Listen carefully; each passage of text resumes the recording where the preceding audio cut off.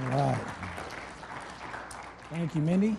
Thank you, Marissa, too. Marissa's been busy playing special music lately. Praise the Lord for that. Appreciate all our pianists and music talent here. Philippians chapter 1 this evening, and those of you who have been here for a while, just bear with me with the opening illustration. I've used it many times, but remember, we have new people here, guests, and so on. And but I read articles regularly, you know, how to improve your marriages, how to improve your family life, your relationship life, your ministry life, whatever it is, different areas. Always trying to improve myself to be a better husband, father, so on.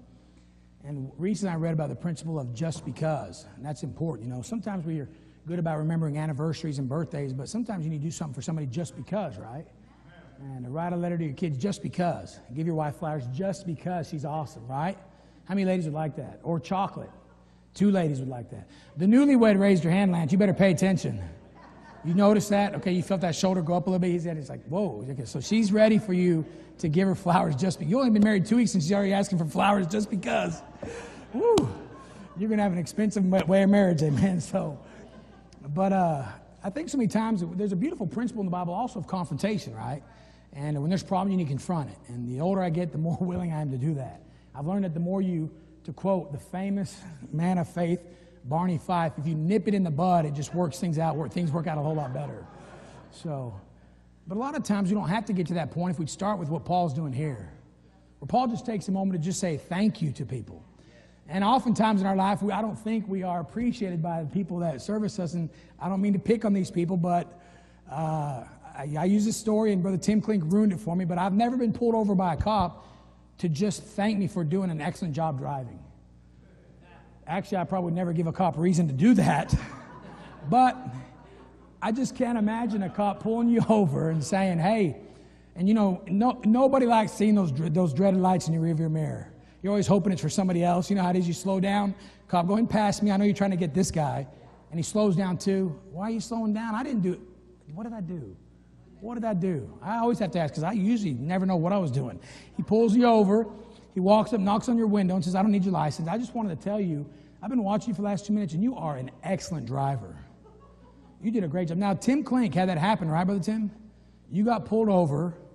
And what happened? They thanked you for wearing a seatbelt. I thought you didn't wear seatbelts, Brother Tim. You did. You wore a seatbelt when he was there. Amen. So he pulled you over and thanked you for wearing a seatbelt. All right. So Tim ruined my illustration. But the fact is, aside from Tim Klink, because only those things happen to Tim Klink. Has anybody ever been pulled over like that, okay? Right? Nobody. It just doesn't happen. And we don't expect them to. I'm just being silly. Like, for example, our doctors. I love doctors. I know we have some doctors in the house. But my doctor never calls me and says, hey, Rain, I haven't seen you in 6 months or 7 months. You must be doing well. I'm proud of you. How's your health? It sounds like you're doing great. They just don't do that, and I don't expect them to, right? I'm not going to look at the doctor because I'm sure he's... But unfortunately, we go and get to my so-called profession. I think so many times pastors throw out expectations. Church, do this, church, do that. Church, do this, church, do that. Where sometimes you need to stop and say thank you. And that's what Paul does here. And now with Brother Jake on board, he can do all those. You got to do this. I can be the one that comes in nicely and says thank you. Brother Jake's the mean guy. Now I'm the nice guy, man. But if you look here, Paul does say this tonight. He says he wants to take a moment. I'm not going to be real long. I just want to encourage you. Just say thank you. You know, this is that time of year when, you know, your pastor's going to get extra busy. It's been a unique spring. I've been here a lot more Wednesday nights than I have been the last several years, and I did that on purpose. But this summer's busy, all right? Tomorrow night, Monday night, is my last night at home for, I don't want to tell you how long, because you'll say, whoa, it's going to be a busy summer.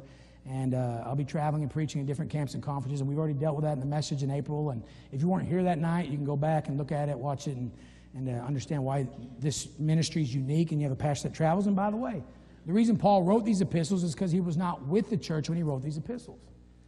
He didn't write the letter because he was sitting right across the table from him and said, here, read this. He wrote it and mailed it to him because he was away from them. And I know he wasn't their pastor, but technically he was. He was like a pastor emeritus almost. He was a founder, one of the founders, co-founders of these churches, and these churches were very endeared to him. And so Paul had wisdom to take a moment just before he starts to get into some instructions on the Christian walk, which really that's our duty as pastors. And you know, I've told you this many times before, I don't use the word layman in this church. I don't use it in the pulpit. I haven't used it for years because I don't believe in there's no biblical doctrine of laymen. God hates in Revelation the doctrine of the Nicolaitans, which means the conquering of the laity. And God doesn't like that. And to be quite frank with you, that's Catholicism. That's Catholic doctrine in its truest form. They like to oppress the congregation and teach them ex cathedra and say that's just the way it is. You know what often Catholics say when they come visit our church? You know what the first thing they say is? Wow, you guys use your Bibles here. That's what they say. How many of your former Catholics know exactly what I'm talking about? All right, some of you do raise your hand. See, we've had them come through the years, and they say they're just shocked with that, you know. And so it's important to note that we're all members of the body of Christ. And He is the head. He is the chief shepherd. I'm just an under shepherd or just somebody standing up here being, that's why I do Carlos. I'm your big cheerleader saying, hey, you can make it. Let's serve God together. Amen. So tonight I want to thank you for, first of all, your fellowship. Verse 5, it says this, for your fellowship. The word fellowship there means pretty much a partnership today. And fellowship comes from an old word meaning a whole bunch of fellows in one ship. And we are in this thing together. And the older I get and the longer I pastor, the longer I serve the Lord, I realize how important the local church body is to the cause of Christ.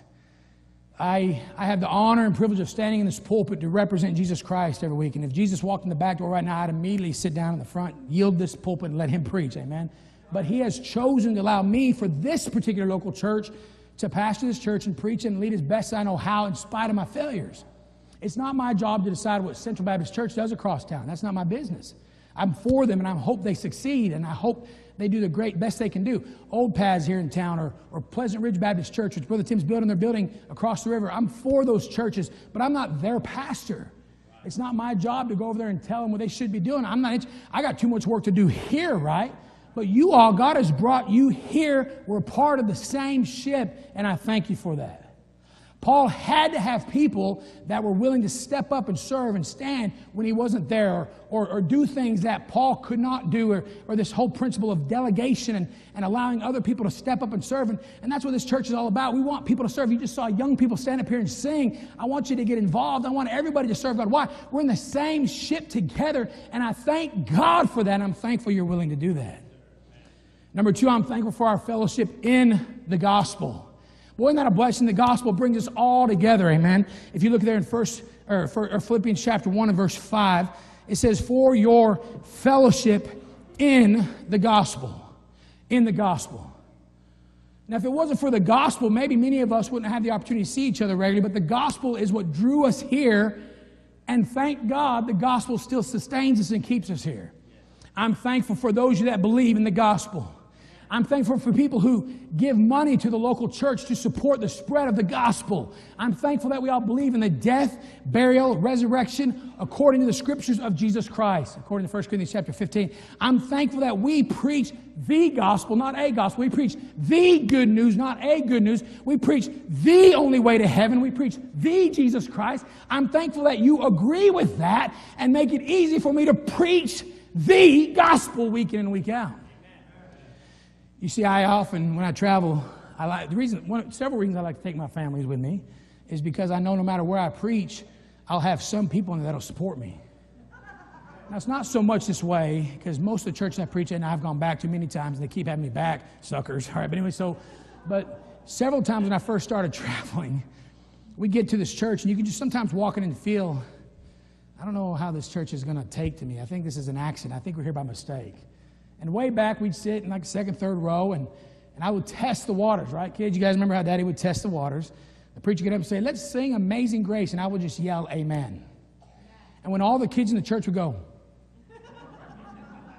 I immediately knew this might be a long night.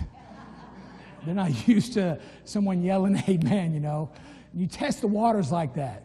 But the fact is, I'm grateful for people who do support the work that goes on here. Somebody asked me not too long ago, what does your church think of your preaching? I said, I don't know. I've never asked them. And no offense, I'm not planning to ask you. I'm really afraid of what I might get as an answer. But the fact is, regardless of my style, you have supported what is preached from this pulpit, and I'm thankful for that. Because it's my job to preach the gospel. Let me tell you something, church. As long as I'm here, we will preach the gospel. And it is the only way to heaven. And I'm thankful for a people that join together in fellowship and say, hey, I'll play the piano to show support. I'll sing in the choir to show support. I'll work in the nursery to show support. I'll teach a Sunday school class to show support. I'll interpret in church. I'll work the sound room to show support, because this church is unashamedly telling the world, we will preach the gospel here. And I thank God for people that will join me in that fellowship. Number 3, I'm thankful for your fellowship in grace. Grace. If you look at Philippians chapter 1, verse 7, it says, even as is meet for me to think this of you all, because I have you in my heart, inasmuch as both in my bonds and in the defense and confirmation of the gospel, there's the gospel again, you are all partakers of my grace. My grace. I believe Paul's teaching a beautiful principle here. He allows a man of God to take over a particular church. And God bestows grace upon that man to do the ministry. God does that. And God does something miraculous. He magnifies a man in spite of his failures and allows people to look to him, to listen to his preaching, right? And because he's given us that grace, I'm thankful it's not a limiting grace. It's a grace that spills. It's a grace that flows out through the pews. It's a grace that comes from God through this pulpit. And Paul's saying through my epistles, through my life, through my testimony, through my preaching, through my teaching, you have been a partaker of the grace of God. Can I tell you something? You know what the grace of God really is? There's so many different definitions and ways to try to explain the grace of God. We've heard all those definitions, but I love what one old preacher said one time. He said, honestly, the best definition of the grace of God is simply this. It is God's kindness to man. Boy, aren't you glad God is kind to us? Because if you've read your Bible, you've seen that God sometimes has to be not so kind. And I'm so thankful I've been on the receiving end of God's kindness and His goodness and His benevolence, His giving. I thank God for that. And we get to be partakers together as a fellowship with His grace. I'm thankful for that. So number 1, I'm thankful for the fellowship. I'm thankful for the fellowship in the gospel. I'm thankful for, number 3, the fellowship in grace. Number 4, I'm thankful for the fellowship we have in goodness. Look at verse 11. In verse 11, it says, being filled with the fruits of righteousness which are by Jesus Christ unto the glory and praise of God. Fruits. Fruits are a good thing. I like fruits. If you notice, how many of you hate vegetables? Is there some people that just hate vegetables here tonight? I like vegetables. I really do. I love vegetables. But you ever notice God never says, I'm thankful that you partake in the vegetables of life? You ever thought about that? Why doesn't God ever say vegetables in the Bible? Why do vegetables get a bad rap? Why didn't He say, man, thanks for being an onion for Jesus? Amen. You ever thought about that? It's never vegetables. It's always fruits, right? So tell me, what's the biggest difference between fruit and vegetables? Come on, what's the number 1 biggest difference? Tell me now, what is it? Sweetness. That's exactly right. Fruits are sweeter than vegetables. Thank God for vegetables. We need to eat vegetables. I'm not one of those guys that when I order a burger, I don't say, hold the onion, are you kidding me? Load that sucker up. I want a garden on my burger. I believe in healthy burgers. Somebody say amen right there. If I'm going to eat a burger, I want pickles and tomatoes and onions and lettuce. I want a healthy burger, not a veggie burger, okay? I want a dead animal with those vegetables, but I want a loaded burger, amen? How many of those guys that you got to have just 1 pickle and a little bit of ketchup and that's all you have, right? You got a few of those here? All right? Some people are picky. Brother Jake, he orders a burger. He's more picky than me. I'll hold this and hold that. Come on, be a man. Get the whole garden on there, amen? But the fact of the matter is God chose the word fruits because God loves sweetness. Sweetness. And the church really should be a sweet place. It should be a strong place. It should be a standing place. It should be a firm place. But it should also have a sweetness there. A sweetness there. You see, it is necessary to preach the vegetables of the Bible. All right? I grew up in a family where Mama made us eat our vegetables. And it didn't take her long to convince me to eat my vegetables. Easily. She would just say, Randy, if you don't eat your vegetables, you are not going to get down and play. And my ADHD, I didn't want to sit in that chair all night. My sister sometimes would sit all night long and fight with the vegetables. And Brother Nick, especially when they'd eat liver. Oh, yeah, you sat there for 2 hours sometimes. Remember, Mom, right, Jenny? She's going to be nice. Okay. But she would say, eat your vegetables. So, you just, You eat them, but you thank God for that because I learned to love them. My wife and I eat vegetables all the time, and I thank God for that. But she never had to force me to eat my fruit. I eat a banana like that. Give me a bowl of grapes, right? Oranges, tangerines, whatever it is. Well, you go to the Philippines or the Bahamas and you eat their mangoes. Oh, mangoes are the best fruit on this planet. And I'll eat them till I get an irritation on my lips. I get like an infection in my mouth, and I'll keep eating them until my lips look like I have lipstick on them, but I don't care. I keep eating these mangoes. I got so irritated in the Philippines, they had to give me some ointment to help my lips, but I kept eating them, man. It was so good. It was fruit. It was sweet. It was awesome. And it was healthy, right? Sorry, Bill, it was healthful. All right, that's the correct way. Healthful, not healthy, right? But the fact is, God says, look, I want people, when they think about the church, to think about the phrase fruits of righteousness. Look at verse 11. Being filled with the fruits of righteousness. What fruits are what? They're good for you. Now, I know there's some super strict diets that say you're not supposed to eat fruit, and I disagree with them. If God made something, you're supposed to eat it. Amen? You're not supposed to eat fruits because it's got some sugar in it. If God put the sugar in it, shut up, you health nuts. Eat the fruit. Somebody say amen right there. All right? But, hey, it's watermelon season. Woo! I know watermelon's useless, but it's so good, amen. I'll even eat the seeds and everything, right? But the fact is, the point is, God is saying this. I'm glad there's a fellowship of people that radiate sweetness. You know, people often say when they come visit our churches, it's a friendly place. The handshaking time, people are friendly. There's a good spirit here. Thank you for that. Thank you for the good works, the fruitful works. So tonight I want to take a moment and turn the lights on in your rearview mirror, pick up the phone and call you as a doctor and just say, hey, thanks for being pretty healthy. Thanks for trying your best and driving this Christian life as best as you can. Thanks for wearing your seatbelt, Brother Tim. Thanks for being faithful, being here on a Sunday night. Thank you as the next few months come when your pastor's busy on the road preaching. You'll be in my heart. I'll be praying for you every day. And I'm not here on Wednesday nights. You'll still be standing here faithfully serving the Lord. And many men and even ladies will be teaching and doing their job. They'll be stepping up because this fellowship's not about me or you. It's about Him. And I'm thankful that you're a part of this fellowship, the fellowship of the gospel, the fellowship of grace, and the fellowship of His goodness tonight. What are you saying, preacher? I'm just saying thank you, and I love you. Heads are bowed, eyes are closed. Thank you for listening so well tonight. Hello, Pastor Randy Dignan here of Bible Baptist Church. And allow me to take a moment and thank you for watching the message you just saw. We appreciate so much you supporting our ministry and being engaged with our church's activities. I want to take a few minutes and just talk about what our church really is all about. And that's making sure everybody we come in contact with, whether it's in person at the church or on the streets of our town, or even through the internet like this ministry, knows for sure they're going to heaven someday. You see, tons and tons of people have ideas on how you get to heaven. But it really doesn't matter what you think or what I think. It's what God says. A man named Nicodemus in John chapter 3 asked Jesus a simple question, a question that many of us wanted, a question I wanted for 18 years of my life. He asked Jesus about spiritual matters. And before Jesus quotes that famous verse of John 3:16, for God so loved the world that He gave His only begotten Son, that whosoever believes in Him should not perish but have everlasting life, He mentions to Nicodemus that the key to getting to heaven, or as He says in John chapter 3, the kingdom of God, is to be born again. What does that mean? Well, simply put, Jesus is simply saying this. Everybody has a physical birthday. You have a birthday, and I have a birthday. But God is a spiritual being. And so you see, if heaven is a spiritual place and God is a spiritual being, then a spiritual birthday is required to get to heaven someday. You don't get a spiritual birthday by a baptism, although baptism is good. You don't get a spiritual birthday by joining a church, although joining a church is good. You get a spiritual birthday by doing what Jesus says. Not what you think, not what I think. Not what you say, or what I say. Jesus tells Nicodemus the same thing He tells you and me today. And that is simply this. Ye must be born again. You see, Jesus Christ is the reason we can be born again today. You see, He came to this earth and for 33 and a half years lived on this planet. And He ministered for 3.5 of those years.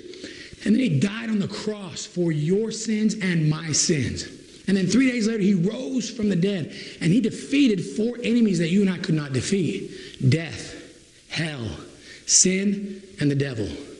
And in defeating those 4 things, you and I now, if we trust in His name for salvation, we are given a spiritual birthday, and then we know for sure we're going to heaven someday. So I've asked you the question today. You have a physical birthday, right? Of course you do. When is your physical birthday? Think about it right now. Now let me ask you a second question. When is your spiritual birthday? You see, I was born physically August 28, 1975. But July 17, 1994, after experiencing multiple baptisms, church memberships, I finally understood more here than here that Jesus Christ is all I needed for salvation. And on July 17, 1994, I gave him my heart. He saved my soul. I trusted his name. He forgave me my sins. And I became a child of God. I was born again. So today, let me ask you, are you born again? If not, please contact our church. We love you, and we want to help you find the same answer we found one time. God is good. Contact us if you need us. God bless, and make it a great day.